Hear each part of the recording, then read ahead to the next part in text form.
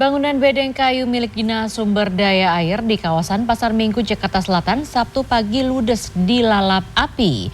Api diduga berasal dari korsleting. Sementara itu di Tanjung Priuk, Jakarta Utara, sejumlah anak berkebutuhan khusus memamerkan kemampuan mereka dalam membuat beragam karya seni. Kami rangkum informasinya dalam Metropolitan.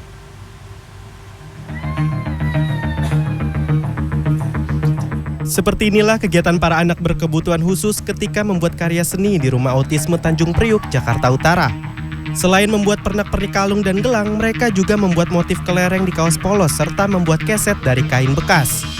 Kegiatan di Lembaga Sosial Layanan Pendidikan dan Terapi Anak Berkebutuhan Khusus yang terletak dekat Pelabuhan Tanjung Priuk ini mengundang simpati dari PT Pelabuhan Tanjung Priuk atau PTP Non Peti Kemas. Bantuan sarana dan prasarana pembelajaran diberikan agar 56 anak berkebutuhan khusus ini bisa terus giat belajar di tengah keterbatasan.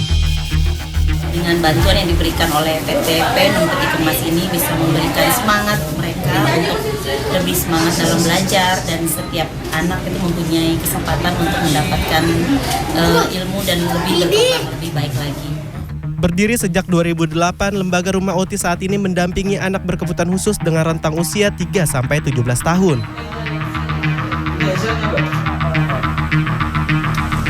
Di Jakarta Selatan, Aliansi Badan Eksekutif Mahasiswa Dewan Keadilan Jakarta (BEM-DKJ) berunjuk rasa memprotes aktivitas tambang ilegal di depan gedung Kejaksaan Agung.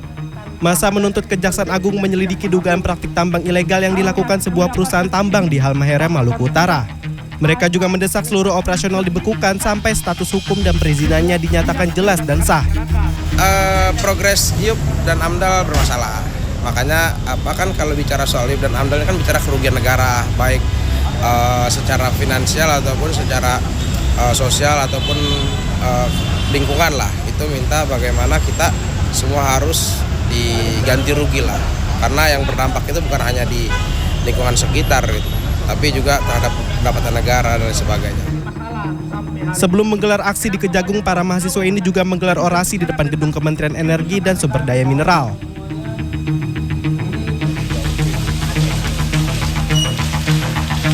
Kebakaran yang melalap gudang Dinas Sumber Daya Air di Jalan Aup, Pasar Minggu, Jakarta Selatan terekam kamera ponsel pada Sabtu pagi.